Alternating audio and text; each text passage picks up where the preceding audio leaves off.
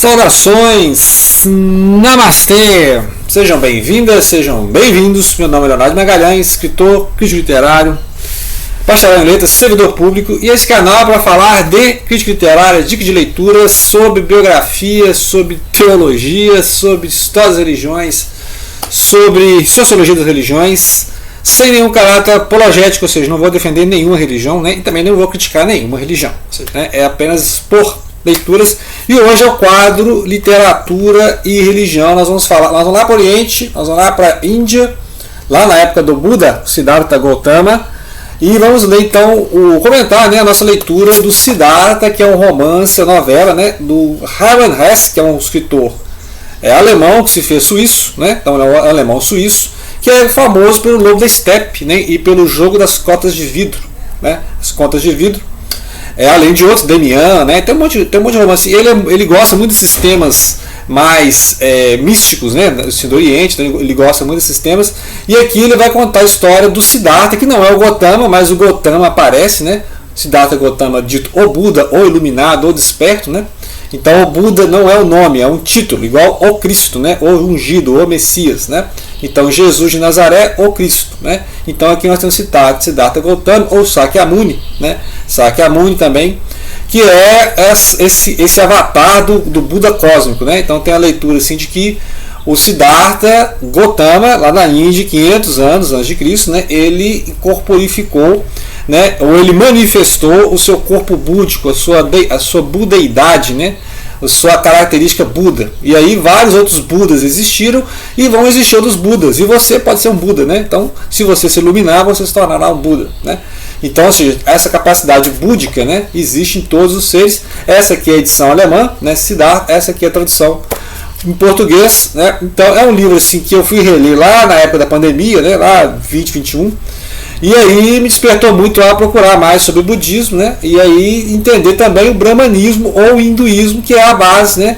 Assim como o cristianismo surgiu no judaísmo, né? Ou seja, Jesus era um judeu, o Siddhartha era na caça lá dos brahmanes, né? E aí aqui vai contar como é que eram os brahmanes, os rituais, né?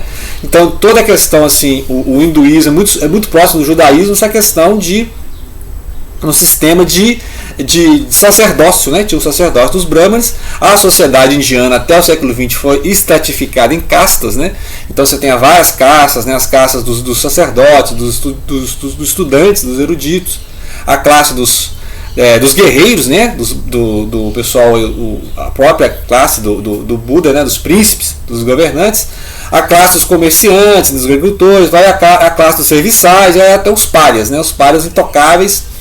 Então, assim, são um sistema de castas que tem na Índia até a época ali do Gandhi. O Gandhi tentou acabar com ela, porque o Gandhi era mais assim, cosmopolita, né? Vou falar sobre o Gandhi, vou falar da biografia do Gandhi, que o grande líder hindu, né, indiano do século XX, a campanha da não violência, a campanha do pacifismo, como é que o Gandhi leu o Tolstói, né, que também é o arauto do pacifismo, etc. Então, aqui o livro vai voltar lá na época do Buda, né? Mas o centro aqui é o Siddhartha, que é um jovem de cultura brahmane, ou seja, família brahmane, ou seja, ele estava destinado a ser um sacerdote, mas ele sentiu-se incomodado, assim como o Siddhartha Gautama, né? Ele se sentiu incomodado, ele não se sentiu preenchido pelo sistema do hinduísmo, o brahmanismo, e aí ele passa a vaguear, né? A procurar, a andar pela Índia. Então é um livro de jornada, né? Um livro de jornada do herói. E ele sai pela Índia e vai ter contato com várias pessoas, né, e tentar se iluminar. E nessas andanças pela Índia ele vai encontrar o grupo que segue o Siddhartha Gautama, que é o Buda, né? E a gente sabe que o Buda viveu até 80 anos, né? Então tem até aí as questões biográficas do Buda, que é o que é real, né? O que é real e o que é fictício, o que é fábula, né? Em relação ao Siddhartha Gautama, assim como em relação ao Cristo também, né? Tem muita coisa assim que você fala, mas isso aqui é um Cristo histórico e um Cristo teológico, né? Então tem essas questões, porque muita coisa que diz que o Siddhartha falou, e aí tem esse livro aqui, vai falar sobre isso, que foi escrito pelos discípulos do Buda tempos depois, né? Tem vários concílios, né? O girar da roda, tem vários girar da roda, essa questão de os concílios do Buda, dos budistas, né? Para coletar o que foi falado do Buda. Então o Buda mesmo não há registros dele ter escrito alguma coisa, igual Sócrates, né? Igual Sócrates, Platão que escreveu, Aristóteles que escreveu, etc. Então, esses personagens, né? Até em outro vídeo dei uma dica de leitura de biografia sobre isso aí, né? Esses personagens históricos que a gente não sabe se são exatamente históricos, né? Porque existe mais lendas, mais fábulas sobre eles do que exatamente alguma coisa palpável, né? Histórica, assim, registro documental, né? E aí o Siddhartha, ele vai então em algum momento encontrar o Gautama, né? O Buda, e aí o amigo dele, aqui tem um amigo dele na história, o amigo dele vai seguir o Buda e o Siddhartha vai continuar a jornada, então ele vai lá. Ele vai encontrar uma jovem, né, muito bela, assim, e aí ele vai se envolver, né, eroticamente com ela, e aí ele vai passar a trabalhar, né, e vai ficar rico, né. Então ele é um cara muito inteligente, é letrado, coisa que é muito rara na Índia, né, o cara tem, né, o Siddhartha que ele sabe ler e escrever, ele vai trabalhar para um cara rico, vai ficar rico, né, para poder conquistar essa mulher, vai ter essas vidas de, né, essas vidas eróticas, jogos, e tal, mas isso não vai preencher o vazio da alma, né. Então, nem ele sendo Brahma, nem ele sendo um cara cheio da grana, de mulherada e tal, né, esses prazeres também não vão preencher. E aí ele vai continuar a jornada espiritual e ele vai conhecer um barqueiro. Né? O Vasudeva é um barqueiro, e aí ele vai conversar com esse barqueiro, ele viver lá no. Né, tal. Só que ele teve um filho com essa mulher lá, essa, né, cortesã, e teve depois na história, quando o Siddhartha estava quase iluminando, né, quase atingindo, né, a transcendência do estilo espiritual dele. Ele reencontra essa mulher morre e deixa o filho para ele criar. E aí ele vai ter que cuidar do filho. Então, a jornada espiritual vai ser momentaneamente interrompida porque ele vai ter que cuidar do filho. Só que o filho é um jovem rebelde, né? Então, é o jovem rebelde da história. O filho não vai dar muito bem com o pai, né?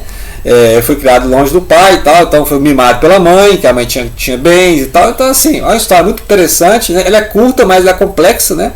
Então fica a dica aí da Índia, né? Você voltar à Índia na época do Buda, né?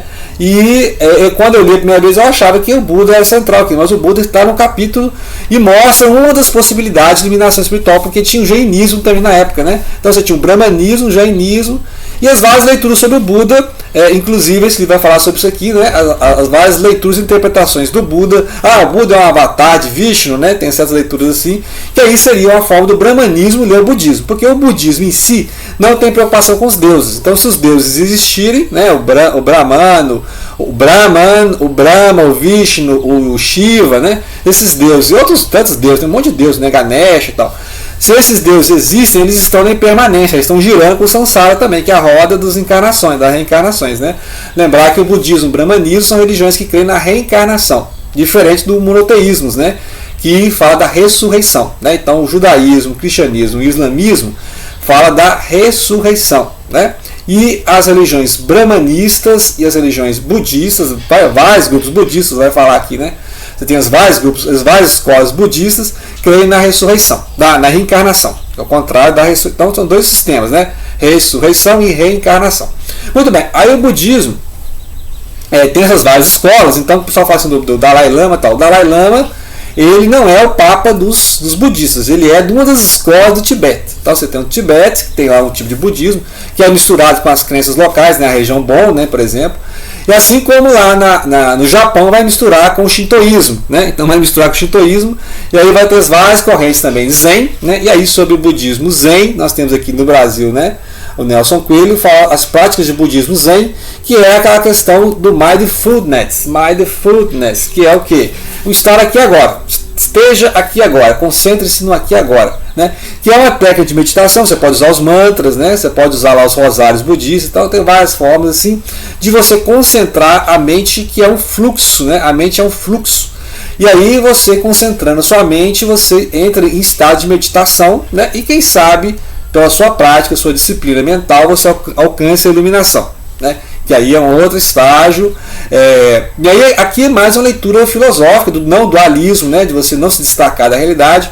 E essa questão do não dualismo, que vai lembrar, né, as escolas não dualistas lá do brahmanismo, né, o Shankara, né, que essa questão também que vai levar ao pensamento panteísta. Assim, se o budismo, né, aí voltando aqui a história do budismo, vou botar aqui isso. A história do budismo, se o Buda cresce, né, assim, em uma divindade soberana, uma divindade, né, um teísmo, se fosse um teísmo, possivelmente o budismo seria uma forma de panteísmo, né, que ligaria ele a certas escolas do brahmanismo. Eu falei, né, as escolas não dualistas, porque tudo é junto, tudo é relacionado, tudo está subordinado, tudo está interdependente, né? Então o Buda não faz muita separação. Então por isso que o budismo é uma forma de não dualismo também, né? Então não destaca, por exemplo, a divindade da criação. Então, ou seja, voltando à diferença, no monoteísmo você tem o destaque da divindade em relação à criação. Então Deus é transcendente em relação à criação, principalmente no judaísmo e no islamismo, e no cristianismo na questão da imanência, na questão da encarnação divina na forma de Jesus Cristo, né? Então a deidade, a segunda pessoa da deidade, da trindade, se manifestou entre nós, né? Emmanuel, Deus entre nós, né? Essa ideia de avatar não tem exatamente no budismo, né? Por isso não vão falar assim, o Buda é avatar de algum deus, porque essa ideia é bramânica, é brahmanismo, né? Então você tem vários deuses que se encarnam, né? Tanto quando o cristianismo chegou na Índia e falou, Jesus é a encarnação divina, né? Foi aceito numa boa, porque o Vishnu já encarnou como Rama, como Krishna, né? E possivelmente como Buda também para algumas pessoas. Então não teria essa diferença, né? Não teria essa diferença, porque já é comum, tá? Já é comum essa crença. Essa crença de Deus encarnando não é comum no judaísmo e no islamismo, né? Por isso que causa essas. Você vê como é que é a percepção religiosa, né? Então, para algumas crenças não existe isso de Deus encarnar, né? Então por isso que o judaísmo nunca aceitou o cristianismo, e o islamismo, para o islamismo, Jesus é um profeta, né? Não é um Deus encarnado, etc. Então essas diferenças, né, você vai ver aqui nas interpretações do budismo. Então o budismo vai ser diferente no Tibete, vai ser diferente na China, né, que é o Shang, o Zen no Japão, e ali no sul da Ásia, no sudeste asiático também, formas de culto ao Buda, né, licença ao Buda, estátuas imensas do Buda. Mas o Buda mesmo nunca reivindicou adoração para si, né? Ou seja, o Buda não veio para ser adorado, né? Então, se você ler, né? Buda veio falar que cada um pode se despertar, Buda veio ensinar disciplina mental, veio a aceitação do sofrimento e por que existe sofrimento, né? Então, o Buda não falou que ia salvar ninguém, tá? Rezem para mim que eu vou te salvar. Na verdade, você, com seu esforço, sua disciplina, seu mérito, você se salva, né? A religião budista é a autossalvação, que também é diferente do monoteísmo, né? Em que você precisa da graça divina para ser salvo, né? Então a misericórdia de Deus é que te salva, né? A misericórdia de Deus que te possibilita que você faça boas obras, né? E que você mantenha e persevere na fé para você ser salvo. Então não é um mérito próprio, né? É que ninguém se vanglorie. Então outra diferença que tem então do budismo para os monoteísmos, né? Mas é interessante que é outra forma de pensar o mundo. E agora, se você adora o Buda, né, aí você transforma o Buda em religião, então não é uma filosofia, né? Para aqueles que defendem o budismo enquanto filosofia, é você ler os ensinamentos do Buda, colocar em prática, né, a disciplina, etc. Mas não no sentido que você espere. Agora, essas correntes budistas que esperam Salvador, né, Messias, creio muito nos Bodhisattvas, né? Os Bodhisattvas seriam seres iluminados, ou que quase se iluminaram, mas que não entram no Nirvana, que é esse estado de bem-estar, né, espiritual e transcendente, mas eles voltam, né, ou atuando no mundo espiritual, ou reencarnando mesmo, para ajudar as pessoas. Então os Bodhisattvas são tipo santos e santas do budismo, que atuam para o bem-estar, né, da humanidade, né? Então fica a dica. E mais sobre religiões do mundo, esse livro é fantástico, inclusive vai falar do budismo, está aqui, né? Religiões, livro de outras religiões, do John Bolker, né? Bolker. E aí a dica de leitura para quem quer saber de religiões, além do monoteísmo, budismo e tal. Aqui vai falar do brahmanismo, vai falar do shintoísmo, das religiões xamânicas, né? Vai falar do Zoroastro. Então, assim, todas as religiões principais do mundo, né? A fé Bahá'í também, o bahá'ísmo. Então, é uma dica de leitura, eu uso muito, né? Apesar que eu uso mais aqui para falar de monoteísmo, né? Você pode ver que fala mais de monoteísmo, eu uso a Karen Armstrong, né? Que fala das três principais religiões monoteístas. Mas essa aqui é interessante para você conhecer a história das religiões não monoteístas, né? As religiões asiáticas, por exemplo, taoísmo também, né? Então eu uso muito o budismo para entender o brahmanismo e o taoísmo, né? Que eu só fui estudar alguma coisa de brahmanismo, né? De hinduísmo e de taoísmo, né? Confucionismos, shintoísmos, porque eu comecei a ler mais sobre o budismo, né? Então o budismo te permite compreender essas religiões, e muitas vezes o budismo se mistura com essas religiões, né? Então o budismo se misturou lá na China, por exemplo, com o taoísmo, se misturou com o shintoísmo no Japão, né? Então o budismo tem essa capacidade de diálogo, né? É uma religião muito tolerante, né? O budismo é muito tolerante. Então ele consegue dialogar na China, dialogar com as religiões da China, no Japão, dialogar com as religiões do Japão, com as religiões da Coreia, né? do Sudeste Asiático, né? Então fica a dica aí de literatura e religião. Então leia aqui os livros do Hermann Hesse, né? Siddhartha, e tem Lobo da Steppe, famosíssimo, né? O Jogo das Contas de Vida. Então fica a dica para quem gosta de literatura, ok? Grato pela atenção e não deixem de compartilhar.